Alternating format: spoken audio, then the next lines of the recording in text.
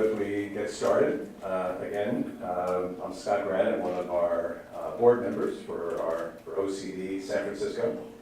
And as you can see by what's on the screen here, this is OCD Awareness Week 2016. The International OCD Foundation has had Awareness Week for, I don't know, 5, 6, 7 years maybe. So we're very fortunate today to have Heidi Hartston with us. Heidi was here last year as well, giving a presentation to us. And today's presentation is OCD in the family. I'll show you the rest of it. 10 tips to stop enabling and start truly helping. I've really been looking forward to this presentation. I know in my own work, I certainly come across this issue all the time.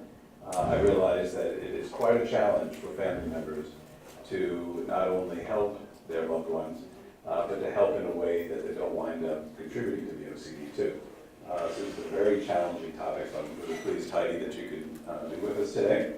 So in introducing Heidi, I'm just going to mention that Heidi is a licensed psychologist with over 16 years of specialized experience helping people master OCD, recover from anxiety, depression, and addictive behaviors, and improve their relationships.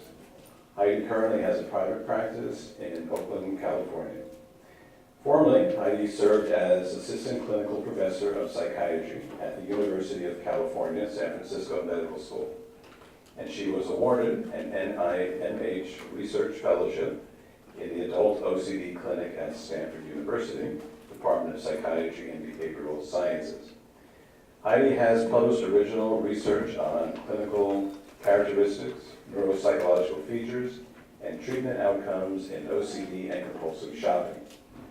Her work has been featured in news reports, professional journals, magazines, and the BBC TV documentary Biology. Find more helpful videos and information on her website, www.heidihartstonphd.com. Heidi, welcome. Thank you. It's great to have you here. Thank you.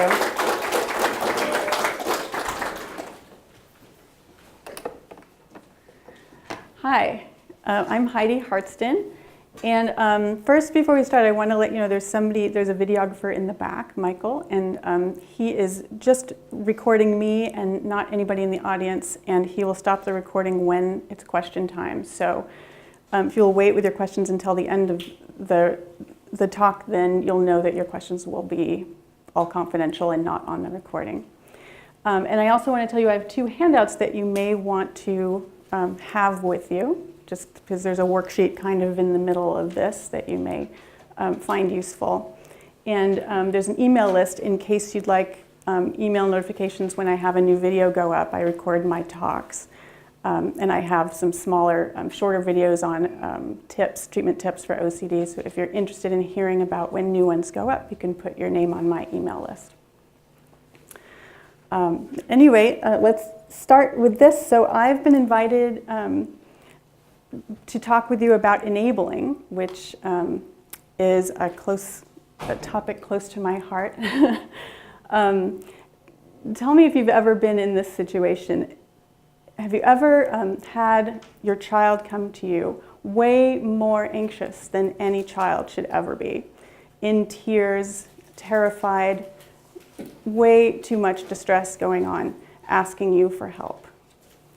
If you have, in that moment, if you're a parent or if you're a sibling, you will do anything to help that child in that moment, right? ASAP, whatever it is, soothe that distress immediately. What if your child then asks you to do something like make sure all his letters and numbers are perfect on his homework because he can't stand it when they're not? And he's so worried that something bad is going to happen if they're not. He just can't finish this page unless you say those are perfect, right?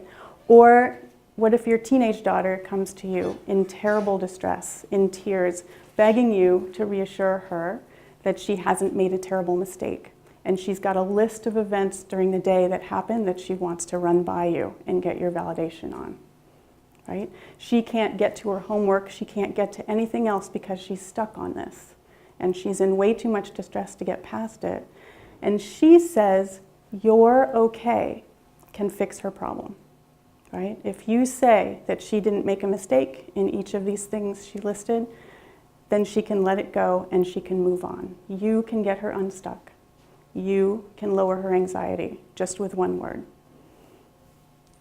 It's an emotional trap, right? Or if your spouse comes to you whispering, you're the only person she can tell how anxious she is. She's scared for her life. She's found a spot. She thinks it's cancer. She whispers this to you. You know that 3 doctors have already told her it's nothing, right? But she can't stop worrying about it. So she's whispering it to you, her significant other. Please tell me it's not cancer. I can't relax until I hear it from you, right? This is an emotional trap for you because instinctively we're wired to shut down whatever distress our loved one is in right away, right? We don't want to sit there and watch it. We don't want to walk away from it. We want to shut it down right away. And most families do get stuck in a pattern of enabling when there's OCD in the family initially before they realize what's going on. So most people who come to therapy have already gotten stuck in a pattern with family enabling. It's the most common scenario. But as a support person, if you're supporting a person who has OCD, you are in a very important position and you are not powerless in this. You could make a decision that helps free them from OCD, or you can make a decision that encourages, that indulges the OCD, that gets them unstuck right away, provides a quick fix, but ultimately makes OCD much more disabling in the long run. So in this talk, I will share with you 10 tips to catch traps that put you in an enabling position and tools to make sure that you are helping your loved one and not just entrenching the OCD cycle. So this talk is structured in 2 parts. The first part, tips 1 through 5, are going to define and clarify the difference between enabling and being truly helpful to your loved one with OCD. And the second half, tips 6 through 10, are going to give you specific tools to help coach your loved one out of OCD, so to help them reduce the effect of OCD on them. So tip number 1, you need to know the difference between enabling and being truly helpful, right? This is the basic one. Enabling, another word for that is rescuing, right? Is doing what you're biologically wired to do, to rush in and solve the problem, rescue your loved one from distress, make sure your child can stop crying and get back on his feet, right? Make sure your teenage daughter can get unstuck from this question that doesn't make any sense and get back to her homework and lower her distress, right? Make sure your spouse isn't worried about life and death when she doesn't have to be. You're biologically wired to rush in and solve the problem. But if you're rescuing, what you're actually doing is reinforcing the OCD cycle, right? How does that work? It's a short-term solution, a fast solution, so you know the quick fixes are usually not the good ones, right? It's a fast solution, and one of the reasons it's so tempting is because it's fast. If you rush in to reassure, or if you bring your child to school 20 minutes late so he can finish the last 80 repetitions of his good luck ritual, right? Then you're sort of supporting the OCD, right? The secret message in there is, yes, you do have to do the OCD. I know you can't stop, and so I'll make it okay for the OCD to happen. So I will either help you do the OCD, or like clean your room, or clean things in extra amounts so they meet your OCD standard, or I will make accommodations to allow you to do your OCD. I will drive you to school late. I will provide you with, a home free of rent so you can do your OCD in there. Or I will provide you with reassurance, right? Those are all enabling, ways of enabling, or things that reinforce the OCD cycle. So if you're doing those, you're helping in the short term, you're helping in the immediate moment, because anxiety will go down. But in the long run, what's happening is the OCD gets stronger because the message is, yes, you do have to do these things, and I see that you do. And so the OCD will come back. If you've been in this cycle for a while, which I assume you may have been, you know that reassurance and enabling, it's a forever cycle. It doesn't stop. It doesn't really solve the problem when you provide reassurance once, right? Or when you drive your kid to school 20 minutes late to let him finish his ritual. It doesn't solve the problem, and it comes back at you over and over again. This is a forever cycle. So if you're enabling your kid, one sure sign is that it keeps happening over and over again, and it will intensify too. Being truly helpful then means not necessarily rushing in to lower the anxiety as fast as you can, but being more of a coach to your loved one. So you're going to be on their team coaching them to get rid of OCD or to sidestep OCD or to do something so that OCD happens less, right? So if you're enabling, you're helping OCD happen more. And if you're truly helping, you're coaching your loved one to help them do OCD less. And what you do, I'll mention this Wise Mind tool a lot during this, and I'll get to it more specifically later. But what you're really doing when you're being truly helpful or when you're coaching your loved one is you're helping them develop their own Wise Mind voice to talk back to their worry voice. Those are the terms I use. Instead of using your voice as the Wise Mind voice that talks back to their worry voice, they need to develop their own Wise Mind, their own consultant, instead of using you as the consultant, right? So you can be their coach in helping them develop that.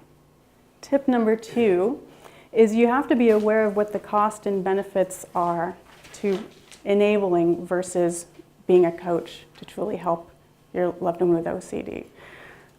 Enabling comes with huge benefits, right? I've mentioned a couple of them already. You can lower your daughter's anxiety right away, right? Or you can stop your son's cycling, running around to do his 80 good luck rituals right away, if you can reassure or if you can help him do it. So you put a stop to that suffering, and there's a natural instinct to want to do that. It is very hard to take a step back and not rush in to fix it. It also makes you seem like the good guy. And if your loved one is in great distress and they know they can go to you and you will fix it immediately, that's a very strong bond there, right? And that's a real feeling of being the good guy and them coming to you as a first-line person, right? Those are huge benefits. But the costs of enabling are also really huge.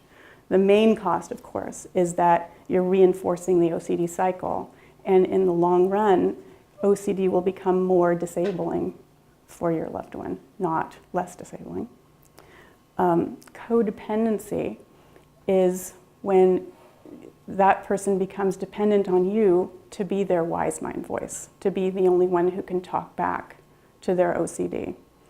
So they need you around. They can't leave. They can't go off to college and go off and launch. They need you, right? Or if they do go to college, they're going to call you every day or more, right? Some people they may be calling you 5 times a day or 20 times a day or more, right? There's a codependency that gets fostered if you are the Wise Mind voice and they don't have their own Wise Mind voice. That's a really big cost. Truly helping, right, being a coach to your loved one who has OCD, that actually comes with some hard costs, right? You may seem like the bad guy, right? This is one that's very close to my heart. There's a lot of rescuers in my family, and I don't want to be a rescuer, but as a result, in comparison, right, I look like a bad guy.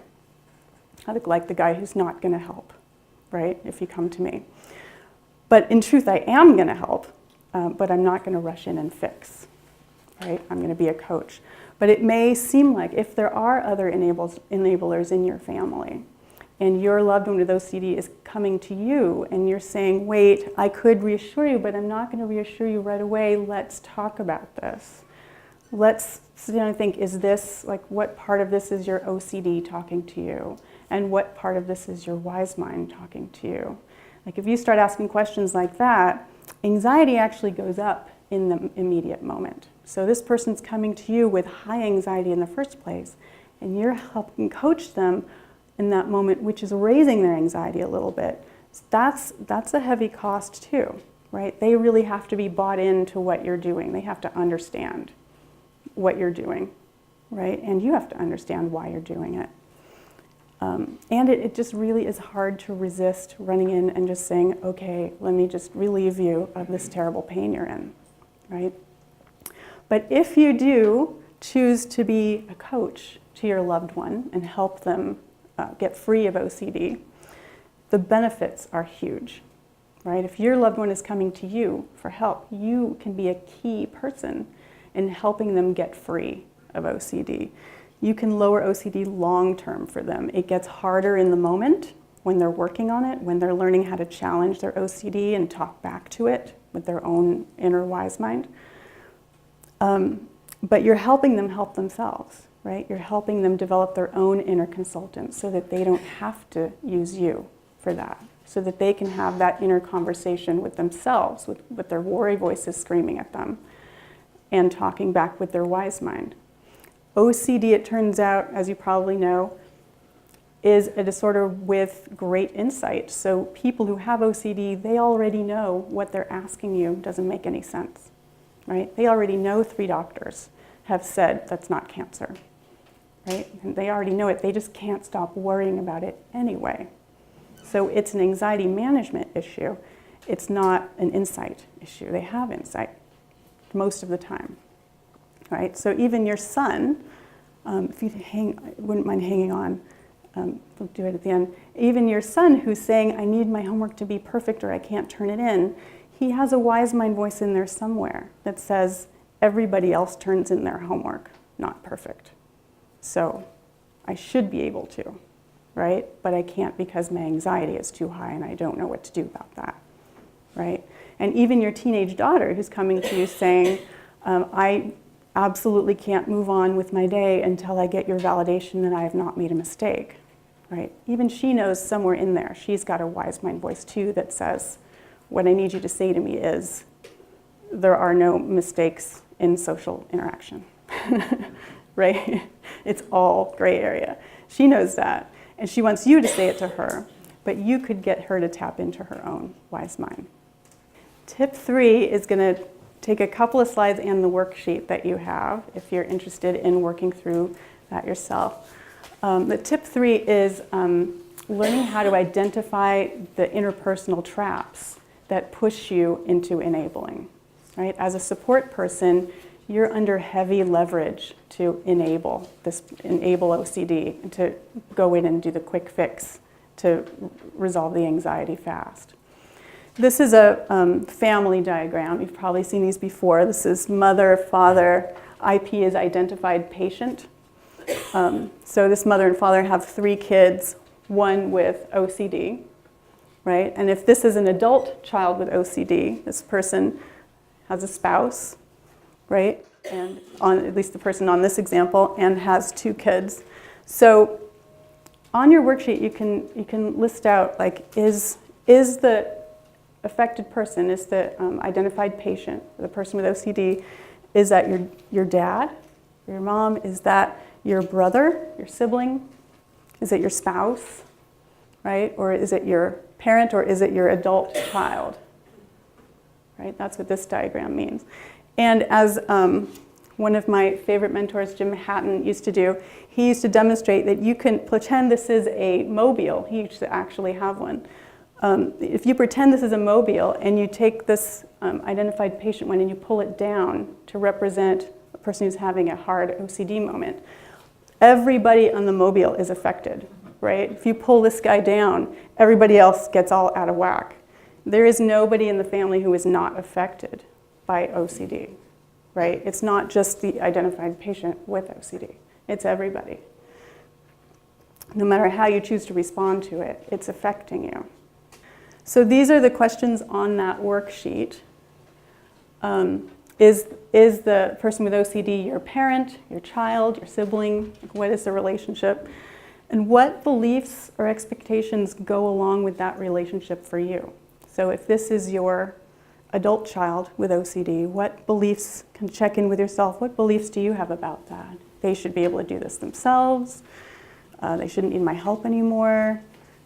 This is, asking too much. Is it, there could be lots of possibilities here, but check in with yourself and see what kind of expectations or beliefs come with that relationship for you. And you could even jot down what kind of expectations or beliefs does your loved one have about you, right? If they're an adult child with OCD of yours, are they expecting you to help? Are they expecting you to support them because you're mom or your dad? So think about what their expectations or beliefs are about themselves, about their ability to get rid of it. What is your belief about their ability to overcome OCD? Do you think maybe they can't really do it? Is this too big? She can't really get out of this at this moment. She's too anxious. Or what are your beliefs? I can't really watch her suffer. I can't do it. I have to fix it.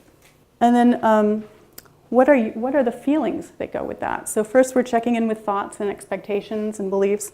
Now we're checking in with your feelings. What feelings go along with that? There's a great list on here on the worksheet. And you can think about if you're feeling these things or if your loved one with OCD is feeling those things. Do you feel guilt, responsibility, shame, impatience, helpless, hopeless, angry, blamed, blaming, worry? Do you feel powerless? Do you feel abandoned? Do they feel abandoned? Do you feel misunderstood? Do they feel misunderstood? Do you feel isolated? Do they feel isolated? So list out what feelings are going on. There's a lot, right? Remember, if you pull down that mobile, everybody's out of whack with this. There's a lot of emotions that go along with being a support person to somebody who has OCD. So if you think about your beliefs and expectations and your feelings that go along with this, which of these kind of push you to enable, right? It's those strong feelings and some skewed beliefs about their abilities, right? And about your responsibilities maybe, or your role, that kind of prompt you to enable. So I've sort of mapped out some different kind of responses you could have in an OCD moment to your loved one who has OCD, right? And if you're feeling any of the things on that list, guilty, annoyed, powerless, all of those things, you're probably going to be pushed into doing one of these not so helpful ones, right?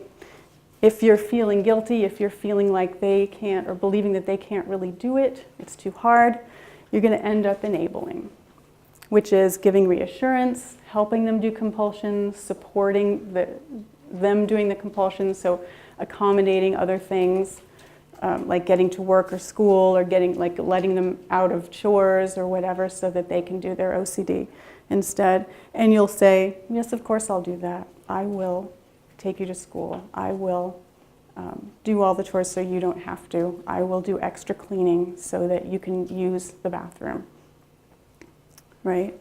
Or I will bring you food so you can stay in the bathroom for 8 hours doing your ritual, right? If you're feeling very annoyed or stressed out about it, you may be pushed into being avoidant is another way you can respond. Some people feel like this is the only alternative they can think of to enabling, is to say, you know what, this sounds like OCD, so I'm not going to get involved. You're on your own, right? This is also not so helpful. It's kind of abandoning, right? You're not being a helpful coach. You're not really being a person that's going to help this person know what to do if you're checking out. It's understandable to get angry. I bet your loved one with OCD gets angry too. and react with impatience, right? We're late again. We're going to be late again because you have to do this ritual. Or we're going to, we have to not turn in your homework again because you've only gotten to the first page of it because you've been doing it over and over. So this also, as you know, it's not a proud moment. You get angry at somebody who's suffering, but it happens, and that's not so helpful. So you really have to use your wise mind. That's the next tip. Use your wise mind to think your way, be aware of what you're feeling and what you're thinking that's pushing you into these kind of reactions, and choose instead to do something helpful that's going to coach them out of their OCD. And here I've given a little preview of like some tips that are in the second half of the talk. Build a wise mind, we've already talked about, that's a main one that I use. You're checking in with them. What is your worry mind telling you right now about your homework, about the letters and numbers? Your worry mind is telling you this has to be perfect or else the teacher is going to humiliate you in front of the class, or whatever the obsession is telling them is the consequence. And then you check in, well, but what does your wise mind say, that little part of you that knows the truth, right? What does your wise mind think? And if they can access it, they might tell you. You might be surprised how readily they can tell you. I know this is not necessary. I see other people's homeworks. I know that they're all messy. And they turn them in and they get little stars and pluses. And I don't. But I can't turn mine in that way, right? Or even if they can't access it and tell you that much insight, at least you're asking the question to separate the voices. So you're still coaching them on your worry mind is telling you one thing, but that's only one voice. And it's your other voice that's more important. Also, the black and white thinking is another one that we'll talk about more, but it's a typical feature of OCD. My homework is either perfect or it's no good, right? And perfect is impossible. So that means it's always no good, right? Or this spot, it's either cancer or it's absolutely nothing, but it's a spot, so it's not absolutely nothing, so it's cancer, right? That's OCD logic. It's black and white thinking, really. So you want to catch that, and we'll talk more about how to catch that and what to do. Of course, you translate it into gray area, right? Homework can be messy or neat or anything in between, right? As long as it's readable, that's gray area. So tip 4, I kind of already went into. You want to use your wise mind, your own wise mind. So you're using these tools too. It's not only for your loved one with OCD to separate wise mind and worry mind. It's also for you to separate your emotional mind, your anger and your worry and your distress at witnessing what's happening with your loved one, and say, okay, I'm going to do the thing that's truly helpful. I'm not going to rush in. I'm not going to react instinctively to my emotions. I'm going to make a thoughtful choice. This is a tip somebody gave me a long time ago that's been one of the most useful things in clinical work, especially in family work. This is Karpman's drama triangle. And if you are enabling, then you are a rescuer, then everybody else you're interacting with is on this triangle. And what it means is if you're a rescuer, your victim is going to stay a victim because you're the rescuer. They're not learning how to rescue themselves, right? And what else is interesting about this triangle is that each person on the triangle moves around to all the positions. So if you are enabling, you're going to get so fed up that you're going to get angry sometimes, and you're going to say something intolerant, right? So you're going to move to this position. And then you'll go back to enabling, because you feel guilty about that, and you'll enable, and you'll not respect your own boundaries and your own self-care, and eventually you're going to feel like victimized by OCD, right? OCD is not only victimizing your loved one, it's victimizing you too, because you're late to everything, and you're having to do all the chores, and you're having to drive your kid to school 20 minutes late, which makes you 20 minutes late, and so you're a victim too. So if you're rescuing, you're going to be on this drama triangle. There's going to be a lot of drama for you personally, and there's going to be a lot of drama between you and your loved one with OCD. You don't want to be in any of these positions. None of them is safe. right? The only safe place to be on this triangle is off the triangle, right? In a coaching position.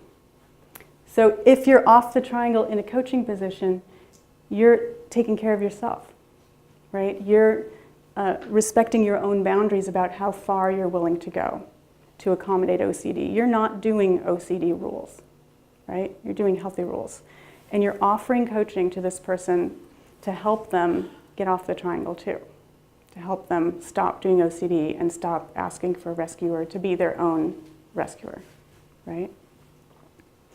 I use a ditch example, and coincidentally, there's a picture that's perfect that's on the IOCDF website that's perfect for this. But I always tell people, imagine your loved one with OCD is standing in a ditch and they can't get out. They're down, they're stuck. And you're standing on solid ground outside the ditch and you're reaching out a hand to help them, right? If you get pulled down, you're of no use to them. And you're in the ditch too, right? That's kind of what this triangle is about. Don't get pulled down yourself. You're of no use that way. You're really only of use if you stay on solid ground and you offer that help to pull your loved one out of the ditch. That means they have to want to get pulled out of the ditch, right? That's another issue. If your loved one is not interested in getting help, that's a different issue to talk about. And you have to do your self-care. You have to make sure that you're getting what you need. You're getting to yourself to work on time. You're getting yourself the breaks you need. And you're not getting overwhelmed by it. To stay on solid ground. And then if you offer a hand-down coaching your loved one, you can really pull them up out of the ditch. Right? It's an image to go along with this. Okay, so now we're getting into the tools that you're going to use if you're choosing to be a coach and help your loved one get free of OCD. These are the things you're going to do instead of accommodating rituals or doing rituals for them or reassuring, right? And the first and main one is you're going to build up their wise mind instead of being the wise mind that they use, right? So instead of using you as their wise mind consultant, you're going to help them dig that out of themselves, right? And I always ask, always, if somebody's having an OCD moment, in the moment, what is your worry mind saying to you right now? I start with that one because the worry mind is speaking louder. And if I ask them what their wise minds say, they'll say they can't hear it. So start with the voice they hear. What is your worry mind telling you?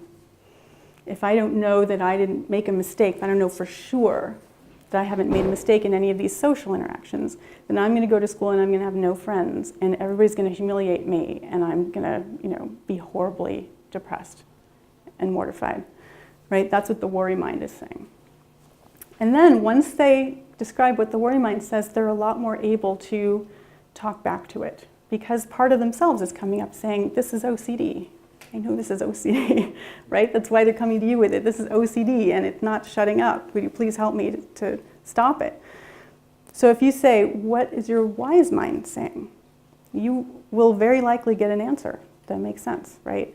I know that nobody else reviews all the social interactions during their day and asks their mom to tell them they're all okay. I know people don't do that. I know people say dumb things, and nobody even thinks about it, except me, right? I don't know why I'm worried about this.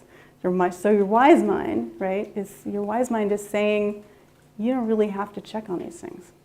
You don't have to do this proof and ask for this reassurance.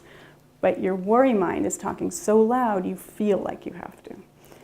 If you do that, you're really helping to coach your loved one out of OCD. You're separating OCD from their true sense of themselves, and they're getting the idea, right, that they have a consultant, that they have a part of themselves that knows the truth, right? Just like you. They have that inside them. And that's really what you want to build. Tip 7, this is the black and white thinking one, another universally across any kind of OCD, it doesn't matter what the symptom is, there's always black and white thinking involved, distorting it. That means, for instance, my homework is either perfect or it's no good, and perfect is impossible. So it's always no good, right? Or I need to tell you, I need to explain to you exactly what my medical problem is exactly, so you get it perfectly. Otherwise, you might misunderstand it, diagnose me with the wrong thing, give me the wrong medicine, and kill me. Right? So it's either right or it's wrong, right? Or it's perfect or it's a failure, right? That's black and white thinking. And what you want to do is translate that into the gray area. Like, no social interaction is perfect. They're all messy. And you can't even tell which ones end up good and which ones end up bad until you tell how people respond to them. And it's totally unpredictable, really, right? That's gray area, right? Or my homework is readable enough, right? Your new motto should be, it's good enough, it's clean enough, it's neat enough, right? That's how you translate black and white thinking into gray area.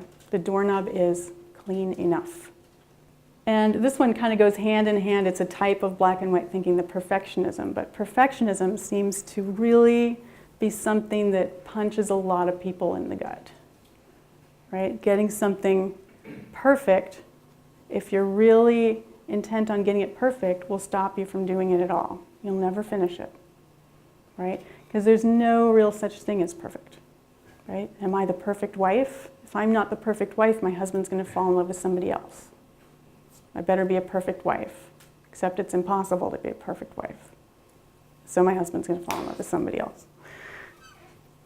Right? So it's a type of black and white thinking, but there's this behavior seeking to do something perfectly or to be something perfectly, and it's a lie, right? There's just no perfect out there. There's no being absolutely sure, and there's no perfect anything. There's no perfect hair, there's no perfect speech, there's no perfect social interaction, right? So you're also translating this, and it really helps to live it yourself. So to counteract perfectionism in yourself and to say, good enough. This is how I'm going to dress today, right? This is how I'm going to walk around with big sweat marks under my arms and like greasy face, but that's good enough. I look how I look, and that's good enough. You know, because then you can get outside and you can let it go and you can interact with people rather than being so stuck on what your hair looks like or what your clothes look like or what you've said, or whether it's the right thing. So counteracting perfectionism is another kind of a universal theme in OCD, and another thing if you are coaching your loved one, another thing to look out for if it's happening. Tip 9. Most likely, if you have a family member or a spouse with OCD, before you got the hang of what was going on and how serious it is, you got stuck in a pattern of enabling that person. So I'm assuming you're already there. And the thing to do is gradually reduce that. So just kind of take an inventory of all the OCD rules you're following as the support person, all the support you're giving to OCD, right? And kind of list it out with your loved one and say, these are all things I'm doing that actually make OCD bigger. Let's think about how to reduce this. You're not going to all of a sudden say, you know what, Dr. Hartston said enabling is bad, so I'm not going to do any of this anymore. That would be sort of a disaster, especially if there's a lot of enabling that's built up over the years, because what you get is something called flooding, right? That person's just barely making it with all the help you're giving them. They're still feeling OCD and still feeling intense anxiety. And if you yank away all that enabling, they're going to be overwhelmed with anxiety. So they're not going to be able to take up the slack that you've been doing for them. That's going to be an unmanageable situation for them. And it's going to reinforce this feeling they might have that they need you to do that they cannot do without you, right? So don't stop cold turkey. If you're already enabling, you're in good company. And what you can do is just compassionate limit setting, maybe check in with your loved one and say, what can we cut out of this that would be the easiest to cut out that you could do yourself? How can we start lowering this together? Right? But that should be on your agenda to say, okay, we've been going down the wrong road and now we're going to go down the right road, but we can't jump over to the right road. We need to slowly correct it. And tip number 10, the final one, is cooperatively devise a plan to be on the same team with your loved one against OCD. So you're talking to your loved one's wise mind, and OCD is the guy you're trying to defeat, right? You're both trying to defeat. So you're having a conversation with your loved one's wise mind. You're not having a conversation with your loved one's OCD, right? Usually it happens, you're in conversation with their OCD, with their fear voice, their worry voice, and you're the wise mind voice. And you're trapped in that rescuer-victim and your rescuer-victim interaction, and you kind of keep each other in that place. But if you're talking to your loved one's wise mind, you can gang up together against OCD. Say, I'm going to help you. It's a way of selling, right? Helping them less, right? You're selling, enabling them less. You're saying, I am not going to drive you to school 20 minutes late anymore, but I will drive you to school 10 minutes late this week, right? Because I want to help you just cut down the ritual gradually. So usually you do it 80 times and we go 20 minutes late. Now you're going to do it 40 times and we're going to go 10 minutes late. So, you're going to help them cut things down. So you're cutting down, you're enabling, and you're also helping them on their team cut down the rituals that they're doing. And hopefully you're using a SUDS rating and a hierarchy and an exposure and response prevention with them. And that's sort of another lecture that you may have heard a little bit about last week, or you can hear more about if you're seeking information about exposure and response prevention treatment. But you can be a real help if you're coaching your loved one through that on their team. All right, last slide is just the summary. This is the 10 tips, 5 about getting yourself extricated from the traps that push you to enable, and 5 specific tools that you can use to coach your loved one out of OCD.